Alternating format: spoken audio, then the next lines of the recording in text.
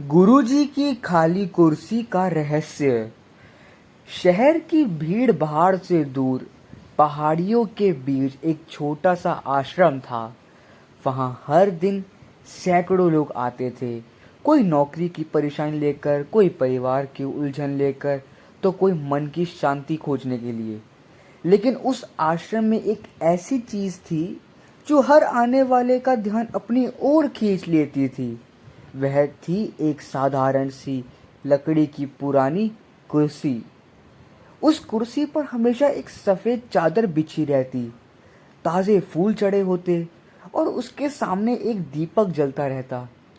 सबसे अजीब बात यह थी कि उस कुर्सी पर कभी कोई बैठता नहीं था।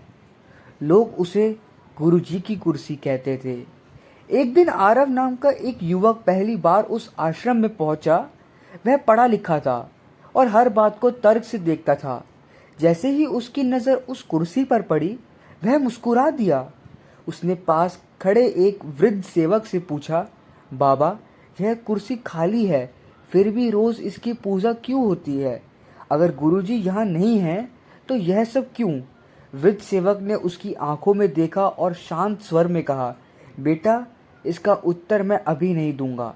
यदि सच जानना चाहते हो तो लगातार 7 दिन यहाँ आओ और रोज 10 मिनट इस कुर्सी के सामने चुपचाप बैठो। आरव को यह सब अजीब लगा, लेकिन उसके मन में जिज्ञासा भी थी। उसने सोचा, देखते हैं आखिर ऐसा क्या रहस्य है। पहले दिन वह कुर्सी के सामने बैठा। 10 मिनट तक कुछ नहीं हुआ, बस चारों ओर शांति थी। दूसरे दिन भी वही हुआ। तीसरे दिन जब वह बैठा तो अचानक उसे अपने पिता की याद आने लगी। उसे याद आया कि आखिरी बार उसने अपने पिता से कितनी कठोर बात कही थी। वर्षों से उसने कभी माफ़ी नहीं मांगी थी। उसकी आंखें नम हो गई। चौथे दिन उसे अपने जीवन की और भी गलतियां याद आने लगी। कितनी बार उसने अपने स्वार्थ के लिए दूसरों का दिल दुखाया था। उसे पहली बार महसूस हुआ कि वह हमेशा अपनी परेशानियों को लिए दुनिया को दोष देता रहा, लेकिन कभी खुद को नहीं देखा। 5वें दिन वह कुर्सी के सामने बैठा तो उसके भीतर जैसे कोई तूफान चल रहा था। पहली बार उसने मन ही मन कहा, अगर सच में गुरु का अर्थ रास्ता दिखाना है तो मुझे सही रास्ता दिखाइए। छठे दिन उसकी आंखों में आंसू अपने बहने लगे। उसे समझ नहीं आ रहा था कि वह क्यों रो रहा है। शायद इसलिए कि वर्षों से उसके भीतर जमा अहंकार और दर्द धीरे धीरे पिघल रहा था। अब 7वां दिन आ गया। आरव पहले से कहीं अधिक शांत था। वह कुर्सी के सामने बैठा और इस बार उसने कोई इच्छा नहीं मांगी। उसने केवल इतना कहा, गुरुजी, मुझे धन नहीं चाहिए, प्रसिद्ध नहीं चाहिए, बस मुझे ऐसा इंसान बना दीजिए जिस पर मेरे माता पिता, मेरे परिवार और स्वयं मेरे मन गर्व कर सके।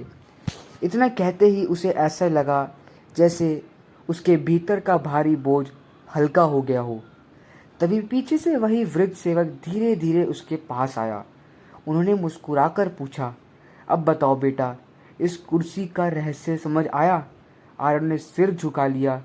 वृद्ध बोले, यह कुर्सी किसी व्यक्ति के बैठने के लिए नहीं है। यह उस अहंकार को उतारने की जगह है जिसे इंसान अपने साथ लेकर चलता है। जब तक मन भरा रहता है गुस्से से, शिकायतों से, अहंकार से, तब तक गुरु का ज्ञान उसमें प्रवेश नहीं कर सकता। उन्होंने आगे कहा, इसलिए यह कुर्सी हमेशा खाली रखी जाती है ताकि हर आने वाला अपने भीतर की भीड़ को खाली रखना सीख सकें। जिस दिन मन खाली हो जाता है उसी दिन गुरु उसमें स्थान बना लेते हैं। आरव की आंखों से फिर आंसू बह लगे। अब वह समझ चुका था कि चमत्कार बाहर नहीं, भीतर होता है। उस दिन के बाद उसने अपनी ज़िंदगी बदलना शुरू कर दी। सबसे पहले वह अपने पिता के पास गया और उनके चरण छूकर बोला, मुझे माफ़ कर दीजिए। उसने उन लोगों से भी क्षमा मांगी जिनका उसने दिल दुखाया था। धीरे धीरे उसके रिश्ते सुधरने लगे।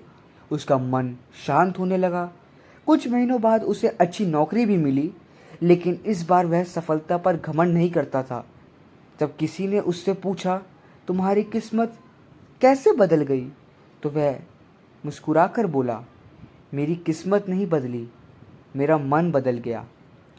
जिस दिन मैंने अपने अहंकार की कुर्सी खाली कर दी, उसी दिन गुरु ने मेरे जीवन में अपना स्थान बना लिया। याद रखिए, सच्चे गुरु का सबसे बड़ा चमत्कार यह नहीं कि वह आपकी हर इच्छा पूरी कर दे। सबसे बड़ा चमत्कार यह है कि वह आपको ऐसा इंसान बना दे जो हर परिस्थिति में सही रास्ता चुन सके। जब मन शांत होता है तभी जीवन में प्रकाश आता है। जय गुरु जी।